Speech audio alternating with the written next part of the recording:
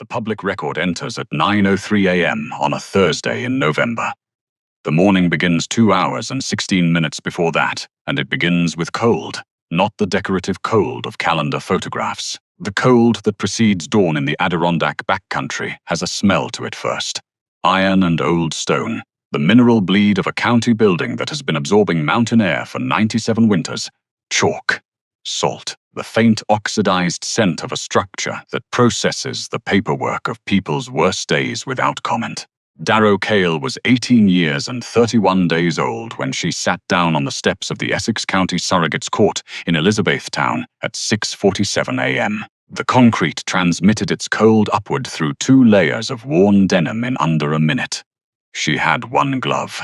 The other was somewhere on Route 9 between here and Keysville, lost 3 days ago when she was loading what remained of her possessions into a storage unit she'd rented for $47 a month because it was the cheapest option within 40 miles. A state plow ground its blade across Route 9N 2 blocks east, a sound of complete mechanical indifference, and then the silence it left behind was total. She was holding Essex County Eviction Order number 2024 EV0047, served 11 days prior. Back rent owed. Her debit account held $214. Her jacket pocket held $73 as in a sealed white envelope. Total. The arithmetic required no effort. Tucked inside the eviction order was a water-stained index card she had carried for 4 years without understanding it. Her grandfather had pressed it into her hand when she was 14. Not a gift, not an instruction, just a placing, deliberate and unhurried. His handwriting, old-fashioned cursive. Car number 7, Essex, you'll know, 41 miles northwest. Gerald Thayer Voss was asleep in a lakefront property appraised at $1.3 million. He had administered his father's estate with the practiced efficiency of a man who had done it many times before. His fee, inclusive of legal costs and administrative reimbursements, totaled $34,600. The wire had cleared 7 days prior. He would not have considered Darrow Cale relevant information. She did not feel what people expect an 18-year-old to feel in that position. She felt something closer to attention. The quality of focus that descends when every peripheral option has been eliminated. At 9:03, the clerk's window opened. The certified envelope slid across the counter. She signed for it, walked outside, turned left at the corner out of the wind and opened it there inside. Not a check, not a deed. A laminated index card in her grandfather's handwriting, and a hand-drawn map to somewhere in the Essex County backcountry she had never been. She held both cards, the old one and the new one, and the map. You'll know, she was beginning to. The following is reconstructed from the firm's appointment calendar. A notarized account provided by Darrow Cale in March 2025, and the deposition of paralegal Britta Halverson filed as Exhibit 22 in Essex County Surrogates Court. The offices of Voss, Marin and Lyle occupied the 3rd floor of a Plattsburgh building, with lake views and mahogany paneling, and the particular stillness of rooms where significant money changes hands without being spoken about directly. Gerald Thayer Voss, 54, Yale law class of 1994, was wearing a Patek Philippe Calatrava on his left wrist, retail value $42,000, and a charcoal cashmere blazer with no tie, the studied informality of a man who has not needed to try in a long time. He ran the meeting at the tempo of someone who had run 1,000 of them. He explained the estate in order. Halstead Cale Voss's liquid assets, $412. Zoozing in a Fidelity brokerage account. The Lake Champlain cottage, appraised at $1.3 million. A 1971 Ford Bronco assessed at $31,500. The residual estate went to named beneficiaries. Gerald's role, he clarified, was executor. His fee, inclusive of legal services and administrative costs, totaled $89,400, already processed. He said this without inflection. The way you state a zip code. Then he came to Darrow. She received what the estate filing designated as Parcel 14C, Railcar number 7, Essex County. No assessed value, no road access on record. The county tax roll listed it at $0. Gerald closed the folder before he finished describing it. A railcar, he said. Old. In the woods somewhere near Newcomb. Could be 100 feet of rusted metal by now. I honestly don't know if it's still standing. He looked up then, with the patience of a man explaining arithmetic to someone who will not be tested on it afterward, and said, Your grandfather was a sentimental man, Darrow. The car meant something to him. I suppose that's the inheritance. The sentiment. He said it the way you'd explain to a stray that the food bowl is empty. She said nothing. She did not ask what the car had cost to maintain, or why it appeared on no road map she could find, or why her grandfather had sent her a hand-drawn map to it 4 years before he died. She looked at the address printed on the parcel notice, folded the paper once, horizontally, and put it in her jacket. Gerald watched this. He saw a girl folding a piece of paper. He returned to his notes. The parcel notice itself was unusual. A carbon copy, not a photocopy, printed on heavy cream stock that suggested the original had been typed on a manual typewriter. The address coordinates sat slightly off-center on the page. She did not notice the margin annotation until she was in the parking lot in a 2009 Civic with a cracked rear windshield, reading it for the 3rd time. Penciled, faint, almost consumed by age, in the same deliberate cursive as the index cards. Floor, northeast corner. 3 boards. Gerald's handshake when she left was dry and warm. Hers, he would later recall, was cold. He did not find this significant. The route is documented. Route 9 south from Keysville to Elizabethtown, then Route 28N west through Newcomb into the Essex County backcountry. 74 miles total. The final 11 run along County Route 84F, an unmaintained service road absent from every GPS map she tries. She prints a deck topographic survey at the Elizabethtown Public Library for 18 cents and traces the route in ballpoint. She spends $31.40 on gas. She has not eaten since the previous evening. At a Stewart's in Newcomb, she buys a $2.19 coffee and stands 4 seconds in front of a 3.49 egg sandwich before walking to the register without it. County Route 84F ends without signage, asphalt becoming frozen rutted earth. A quarter mile further, the Civic's undercarriage protests. She parks and walks, the birch trees close behind her within 40 steps. The first thing is the smell, iron and frozen mud, and beneath it something older. The oxidized scent of a machine surrendering its metal to the air for 80 years. Oil, rust, industrial memory, then the sound, which is the absence of it. Dead forest silence, broken once by the low structural groan of contracting metal somewhere ahead.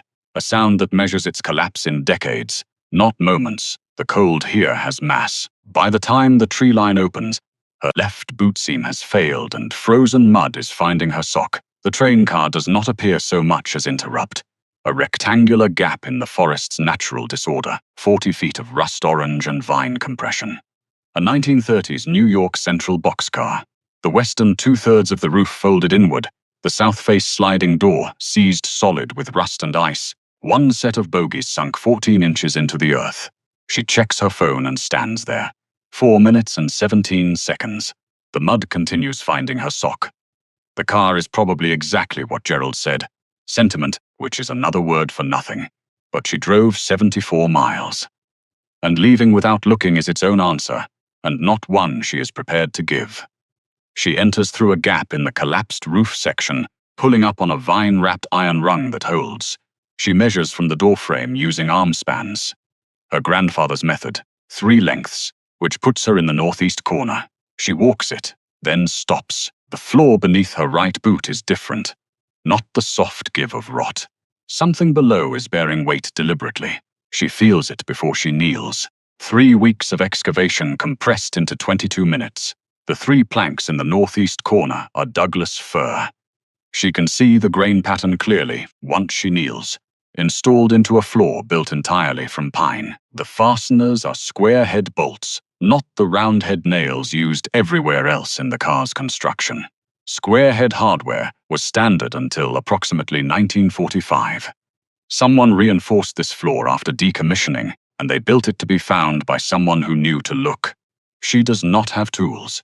She pries the door latch from the south entrance, a foot-long iron bar, and begins working the gap between planks at 11:23 a.m. At minute 14, she loses feeling in her right hand. She switches to her left and keeps working. At minute 22, the 3 planks lift as a single unit. They were engineered this way, she understands, a half second before they come free, beneath. A cavity 18 inches deep, 24 wide, 30 long, lined with oil-treated canvas hardened to near leather. Inside the canvas, a rectangular steel box, military olive, with a hasp latch and a combination lock left open. The dial sitting at its 3-number sequence waiting. She opens the lid. The smell reaches her first. Cedar oil and something chemical beneath it, faintly astringent.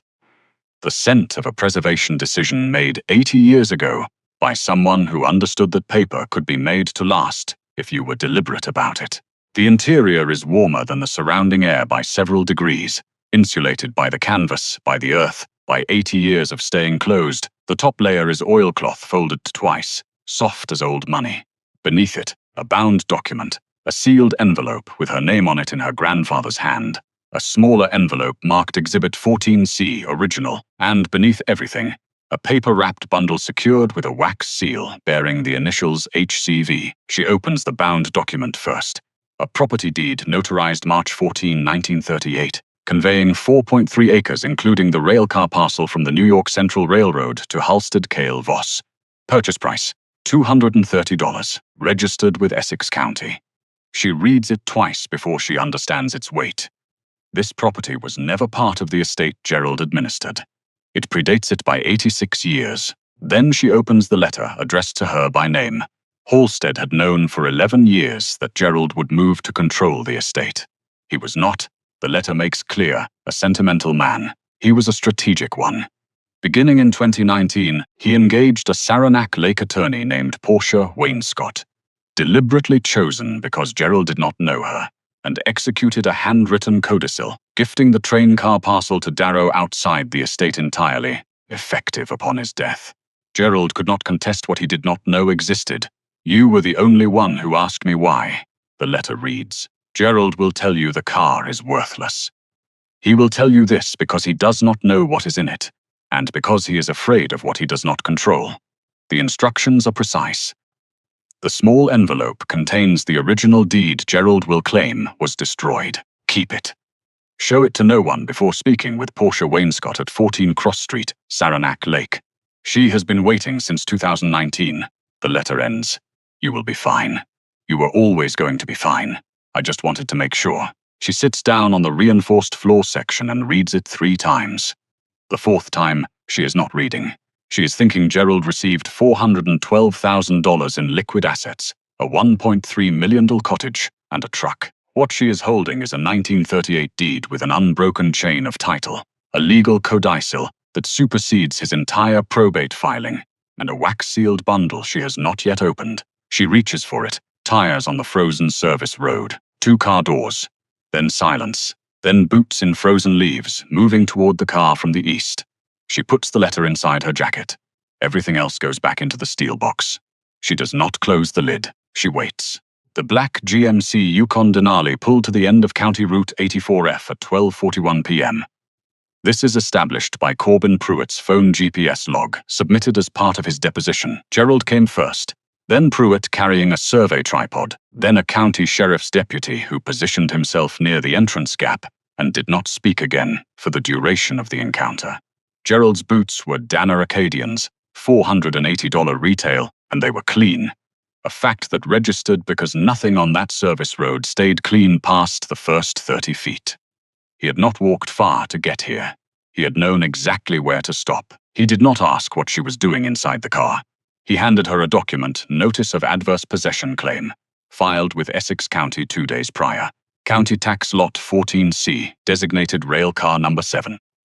The filing asserted the parcel had been abandoned for a period exceeding the statutory threshold under New York Property Law Section 501, at which point it had reverted to county jurisdiction. Gerald's firm had purchased it from the county for $1,400 into transaction recorded October 31st, 22 days after Halstead-Cale Voss died, and 13 days before Darrow received the certified envelope at the clerk's window. He explained the timeline without being asked. He said she had 72 hours to vacate the parcel voluntarily, after which the county could authorize removal of any property found within it. He said any property with precise neutrality, and he did not look at the steel box when he said it. That restraint was deliberate. She noted it. She read the filing. Gerald waited. Pruitt adjusted his tripod. The deputy looked at the tree line. She turned to page 3 and read it twice. Then she asked one question. What exhibit number is the original 1938 deed referenced under? Gerald's answer came without hesitation, which would later matter considerably. Exhibit 14C, he said. It's listed as missing, presumed destroyed in the 1962 Voss estate consolidation. She nodded. She did not write anything down. She folded the filing along its existing crease and held it at her side. Gerald had a licensed surveyor, a legal filing, a county purchase transaction on record, a sheriff's deputy, and 41 miles of confidence behind him. Darrow had a failed boot seam, $287, and one question she had already stopped needing the answer to. By any visible measure, the encounter was not a contest. He photographed the parcel with his phone and said he'd return in 72 hours. He looked once at the steel box, the first direct look, and decided it didn't matter. Then he left. She watched the Yukon reverse up the service road until it disappeared. Then she took out her phone and dialed a number in Saranac Lake. It connected on the second ring. What follows is drawn from the court transcript of docket number 2024 EST 0291, the deposition of attorney Portia Wainscott, and the written decision of Essex County Surrogate Judge Felicia Drummond, dated December 3, 2024. The hearing was calendared for 10 a.m. Gerald Thayer Voss arrived with two attorneys from an Albany firm he had retained 11 days prior, a detail that, in retrospect, suggests he understood the exposure before the courtroom confirmed it. He sat at the respondent's table in the same cashmere blazer, the Patek Philippe visible below his left cuff, and arranged his documents with the unhurried precision of a man who has never lost a proceeding in Essex County. Portia Wainscott, 61, entered the record first. She submitted the original 2019 codicil executed by Halstead Cale Voss at her Saranac Lake office on April 7th of that year, notarized, witnessed, and filed with the Saranac Lake town clerk the same afternoon. The codicil pre-gifted the train car parcel to Darrow Cale outright, outside the estate, effective upon Halstead's death. It had never been part of the probate estate Gerald administered. His adverse possession claim was therefore not a dispute over abandoned property. It was a claim against property that had passed to a named beneficiary before Gerald filed a single page of probate documentation. His Albany attorney requested a 15-minute recess to review the instrument. Judge Drummond denied the request. Then Portia entered Exhibit 14C, the original 1938 deed, authenticated 3 days prior by the Essex County Clerk's office, notarization stamps fully legible, chain of title intact and unbroken across 86 years, was placed into evidence. An adverse possession claim requires, as its foundational premise, that the subject property be abandoned and untitled. A property with a continuous, authenticated, recorded chain of title cannot simultaneously be abandoned. The argument does not survive the document. It is not a question of interpretation. It is arithmetic. Gerald's filing collapsed in the same moment the deed was entered. But the question the court was now considering had moved past the civil matter entirely. Gerald had stated in his adverse possession filing that Exhibit 14C was missing and presumed destroyed. He had made this assertion knowing it was a document from his grandfather's estate, a document he, as executor, was legally required to search for and disclose during probate. His failure to disclose it, combined with his oral admission at the train car, witnessed by a licensed surveyor and a county sheriff's deputy, both of whom had since provided sworn depositions, constituted a material misrepresentation in a judicial proceeding. Judge Drummond did not use the word fraud in open court. She referred the matter to the New York State Attorney General's office for review of potential misconduct in the administration of the estate of Halstead Cale Voss. She used a level voice. The courtroom was very quiet. Gerald turned to his lead attorney and began to speak in a low, controlled register. The attorney placed a hand on his forearm. Gerald stopped. His composure held for approximately 9 more seconds, and then his jaw shifted slightly left, the small mechanical failure of a man whose procedural world has stopped cooperating. His right hand moved to his wrist. He did not look at the watch. He simply touched it. The way you touch something to confirm it is still there.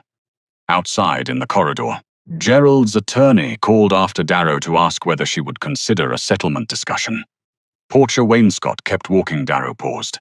turned once briefly and said, "The sentiment, it turns out, was the least of it."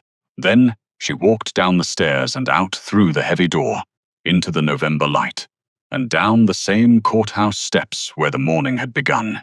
The accounting as entered into the public record is precise. Gerald Thayer Voss surrendered his license to practice law to the New York State Bar Association in March 2025 in lieu of a formal disciplinary hearing.